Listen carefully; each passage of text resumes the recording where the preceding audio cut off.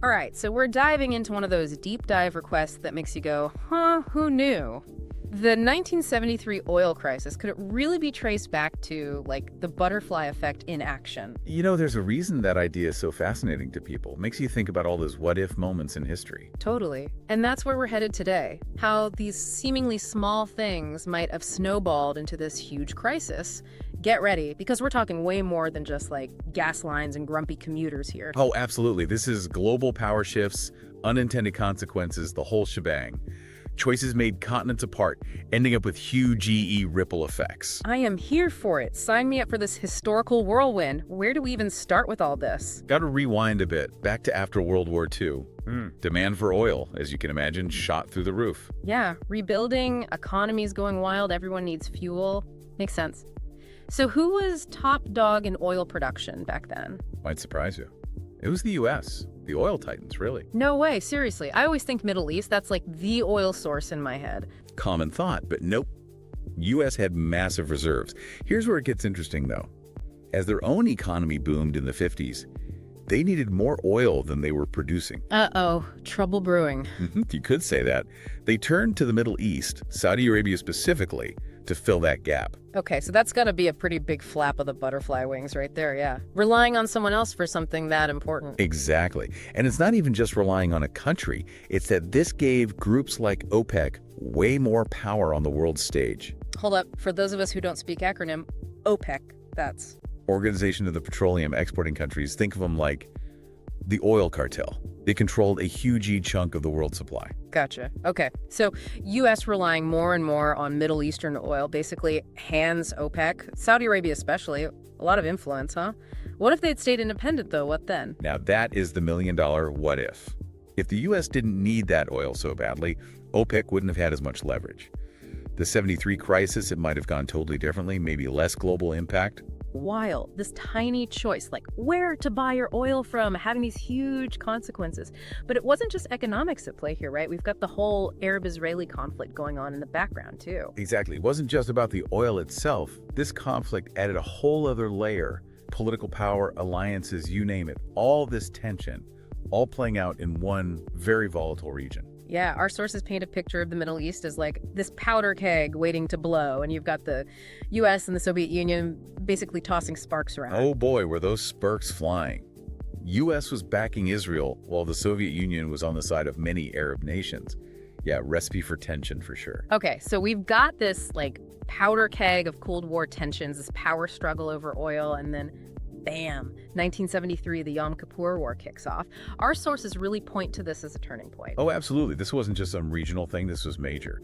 Egypt and Syria, backed by other Arab states, they launched a surprise attack on Israel right during Yom Kippur. One of the holiest days in Judaism, right? Exactly. So huge implications there. And the U.S., how do they react to this?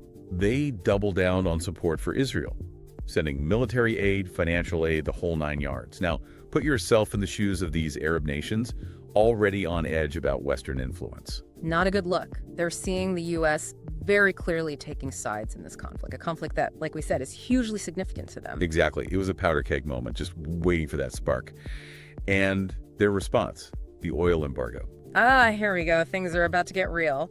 So break it down for us. Who's leading the charge on this embargo? How did it actually work? Primarily, it was orchestrated by Saudi Arabia and Egypt, heavy hitters in OPEC. Right.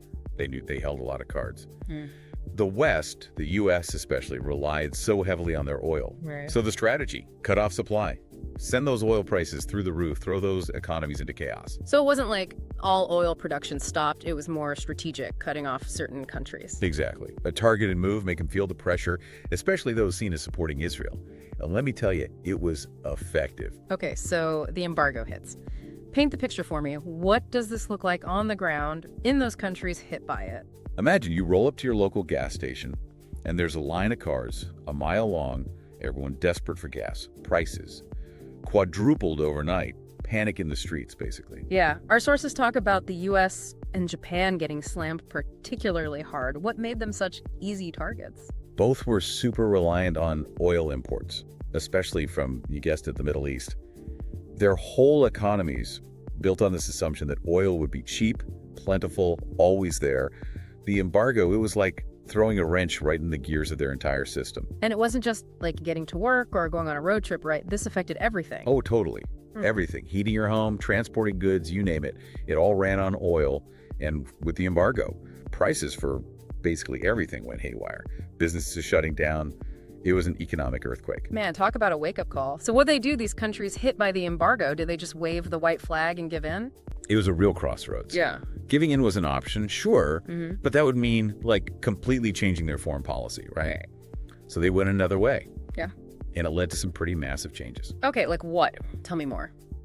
Well, they realized, the U.S. especially, they couldn't get caught off guard like that again. Needed a safety net, something to soften the blow if this ever happened again. Makes sense. And that's where the Strategic Petroleum Reserve comes in.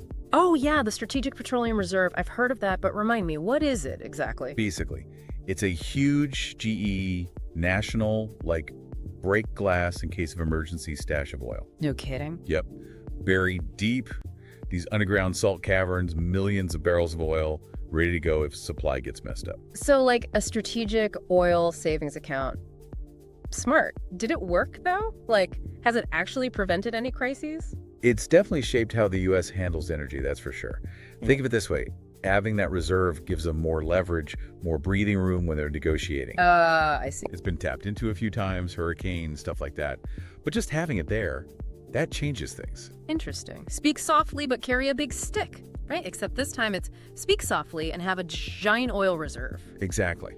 And it wasn't just the U.S. making moves. This whole crisis, it forced countries to rethink their energy, everything. Remember, everyone was hooked on oil from this one region, and it was not the most stable. Yeah, came back to bite them, that's for sure. For sure. Suddenly, getting energy from other places, not just oil. It wasn't some radical idea anymore. It was about national security. Right. So they started investing in alternatives, solar, wind, nuclear, anything to get off that Middle Eastern oil train. So the 73 oil crisis, it wasn't just about oil in the end. It was like this catalyst for global energy innovation. That's the butterfly effect if I've ever heard one. Totally. This thing, it seems so isolated at first, all this geopolitics, and it ends up changing how we think about energy, even how we use it to this day. Crazy. Okay, so big picture time. We've gone from the end of World War II, this oil dependence, to Cold War tensions, surprise attacks in the Middle East, and bam, global energy crisis. Talk about a chain reaction. And it shows you how connected everything is, right? Yeah. Every choice, every event, it all has these ripple effects. Something that seems small at the time, it can snowball into something huge, something that affects the whole world. Like a massive game of historical dominoes. Really makes you think, what are we doing right now? What choices are we making? That'll seem tiny now, but could have massive consequences down the line. The million-dollar question. And it's one we should all be asking ourselves. Heavy stuff, but important. We'll leave our listeners with that thought. Thanks for joining us for this deep dive, folks. A wild ride through history, one that proves sometimes the truth is way more interesting and way more connected than anything we can dream up.